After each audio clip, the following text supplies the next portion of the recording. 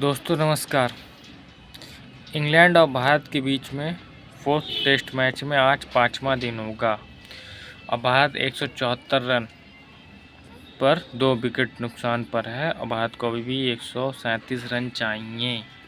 भारत जिस गति से खेल रहा है उस गति से या तो भारत विकेट नहीं गंवाता है तब टेस्ट मैच बचेगा, या भारत जल्दी जल्दी इतने रन कर दे कि जब इंग्लैंड की बारी आए उसमें ओवर कम मिले इंग्लैंड को। बट ऐसा होता हुआ मुझे कम दिख रहा है। मैंने अपनी फ्रेंड से 1 किलो क्या कहते हैं रबड़ी की बेट की है कि ये भारत मैच हारेगा और उसका कहना है ये मैच भारत ड्रा करेगा। मैं चाहता हूँ कि ये बेट मैं हार जाऊँ और वो जीत जाए। बेट मतलब पैसे की बेट नहीं है ये, कुछ अगर भारत ड्रा कराता है तो मैं उसको रबड़ी खिलाऊंगा, अगर भारत हारता है तो मुझे वो रबड़ी खिलाएगा। मैं चाहता हूँ मैं हार जाऊँ। बात करते हैं भारत और इंग्लैंड के बीच में मैच में।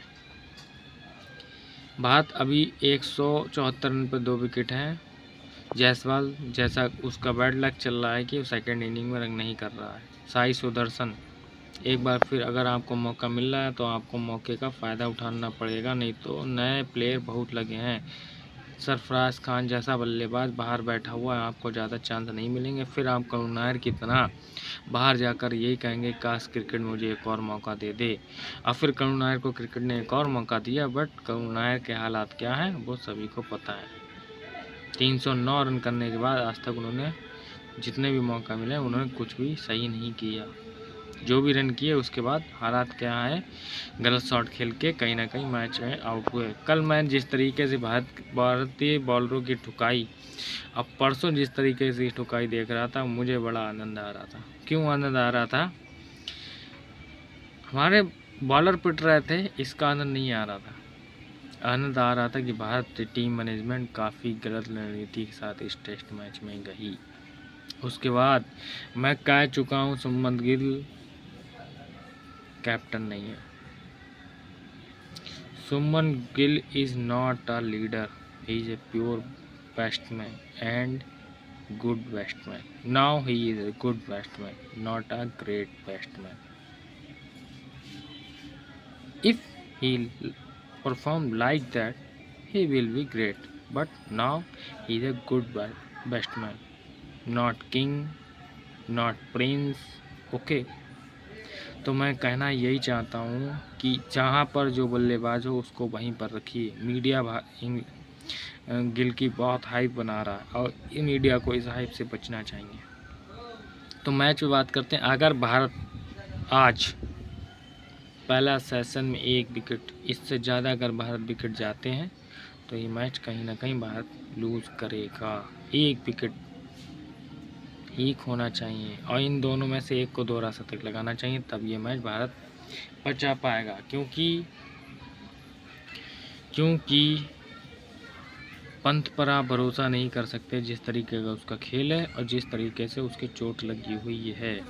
उसके बाद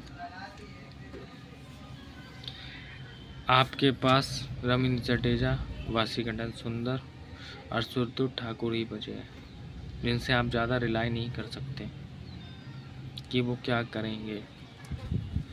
इसलिए भारत को काफ़ी ज़्यादा इन 2 बल्लेबाज पर ही भरोसा है। कम से कम इन दोनों बल्लेबाजों में से एक बल्लेबाज को अगर भारत लंच तक जाता है तो एक को टिका रहना पड़ेगा, अगर ये भारत को मैच बचाना है तो मैं मीडिया से ही करना चाहूँगा कि सुमन गिल की ज़्यादा हाइप ना बनाओ, नहीं तो आप तबाह कर दोगे बल्लेबाज को। दूसरा, शार्दुल ठाकुर, रवींद्र जडेजा, वाशिंगटन सुंदर में से किसी को 70-80 रन करने पड़ेंगे और फिर 20-20, 25-25 रन, तब जाके ये मैच बचेगा। बहुत लंबी लड़ाई है इस मैच में। इंडियन बल्लेबाज